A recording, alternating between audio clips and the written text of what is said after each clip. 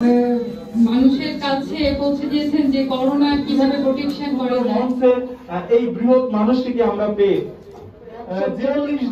140 দিন তিনি হলো মানুষের জন্য কাজ করেছেন। আমি এবং তার একটি পোস্ট না বললেই নয়, তিনি জাতির পিতা বঙ্গবন্ধু শেখ মুজিবুর প্রতি বিনম্র শ্রদ্ধা জানাচ্ছি।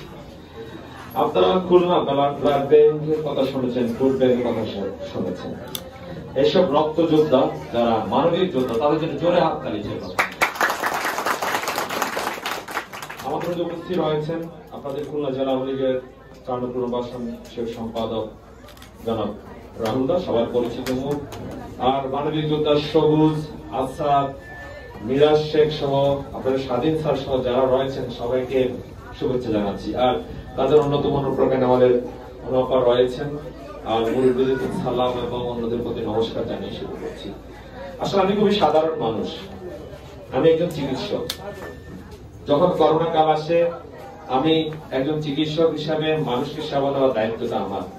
আমি ঢাকা মেডিকেল কলেজের মতো সরকারি মেডিকেল কলেজে পড়েছি, অনেকটা বিনামূল্যে তো পড়েছি, কিন্তু ওখানে পড়ার সময় যে টাকাটা সরকার আমাকে খরচ করেছে আপনার আমার মা বোন যা তাদের ট্যাক্সের টাকা আপনার শ্রমে ভেজা যে ধান বিক্রি করে সে করে টাকা দিয়ে সরকারকে যে ট্যাক্স দিয়েছেন 1 টাকা 2 টাকা যাই হোক সে টাকায় আমি লেখাপড়া করেছি। তখন আমি মনে করেছি আমার এই যে আপনাদের টাকায় আমি লেখাপড়া করেছি সেটা ঋণ শোধ করার একটা সুযোগ এসেছে। আমি একটা সুযোগ সন্ধানী হিসেবে হাজির হয়ে কিছু মানুষের জন্য কাজ করার চেষ্টা করছি, এর চেয়ে বেশি কিছু না। আমার কাছে মঞ্চ কোনো বিষয় নেই, আমি আপনাদের সাথে বসতে পারলে আরো বেশি ভালো লাগতো।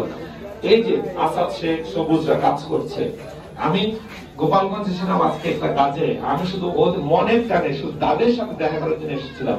আর এই ধরনের অনুষ্ঠানের বিষয়ে মোটেই কিছু জানি না, যদি জানতাম কখনোই আমি নিষেধ করতাম।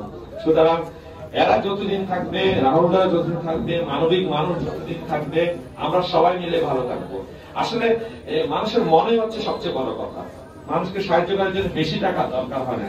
একটা শ্রমিক বস্তা কাঁধে তুলতে পারছে, তাকে যদি একটু হেল্প করেন সেটা মানবিক কাজ। একটা বয়স্ক মানুষ যে রাস্তা পার হতে পারে তারা যে হাত ধরে পার করে সেটাও মানবিক কাজ। একটা স্কুল বাচ্চা, ছোট বাচ্চা সে যে রাস্তা পার হয়ে ভয় তাকে আস্তে করে পার করে গাড়ি ধরে সেটাও মানবিক কাজ। সুতরাং আপনি ছোট বড় যে কোনো কাজে মানুষকে যদি হেল্প করে সবকিছু মানবিক কাজ। মানবিক কাজে অনেক টাকার প্রয়োজন হয় না, অনেক যে অজুহাতে প্রয়োজন হয় না, অনেক কিছু করতে হয় না। শুধু যখন যা চাই সীমিত সামর্থ্যের মধ্যে আমরা যা কিছু আছে আমার পাশের মানুষকে সাহায্য করতে পারি। কোন গাড়িতে বসে কোন মুরব্বী যখন উঠে দাঁড়ায় থাকে আপনি বসে আমরা দাঁড়িয়ে যদি তাকে বস্ত্র দিই সেটাও কিন্তু একটা মানবিক কাজ। সুতরাং আমরা এই ছোট ছোট কাজের মাধ্যমে মানবতার স্বাক্ষর রাখতে পারি। আমরা সবাই মিলে যদি এই ছোট কাজগুলো করি একসময় অনেক বড় কাজ হয়ে যাবে। অনেক বড় কাজ হয়ে গেলে আমরা সবাই মিলে ভালো থাকবো। আসলে সবাইকে নিয়ে ভালো থাকার জন্য অবিরাম চেষ্টা করতে হবে আমাদের।